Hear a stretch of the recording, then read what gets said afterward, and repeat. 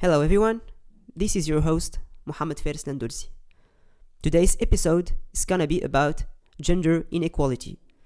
I want to call it Exposing Gender Inequality in Tunisia, the wicked process of job offering and unequal pay explained. I suppose if you are between 20 and 40 years old and actively looking for a job, there is a high probability that you came across job offerings like this. Enterprise X looking for young female specialized in Y.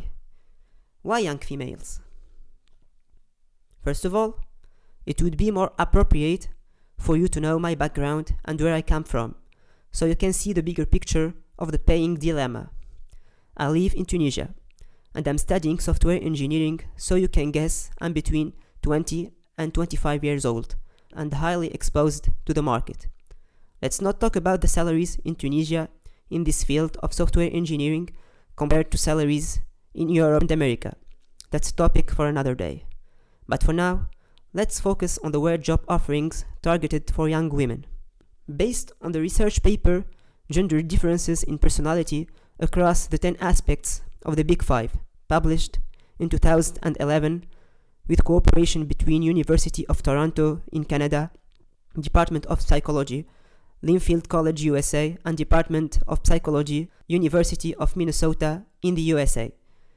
I formulate my arguments about the root of the unequal pay between men and women and the call for change thereafter.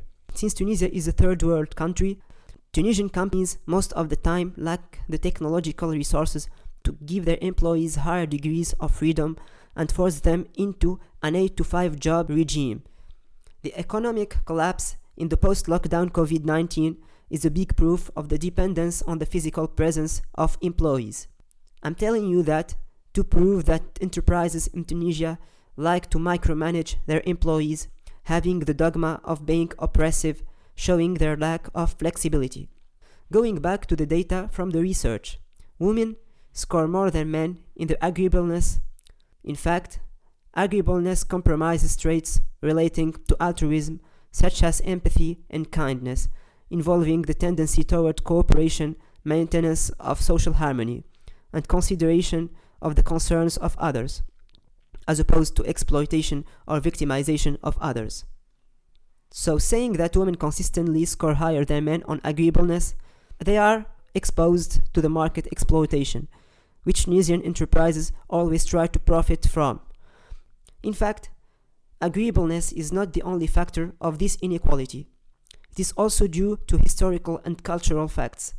For example, in Tunisia, men tend to be the provider and the women's contribution to the economy is very low.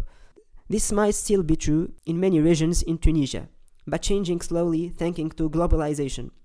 This article, as it explains the gender differences between men and women, it is also a call to action toward gender equality by improving regulations. Nothing great happens by crossing fingers and waiting for change.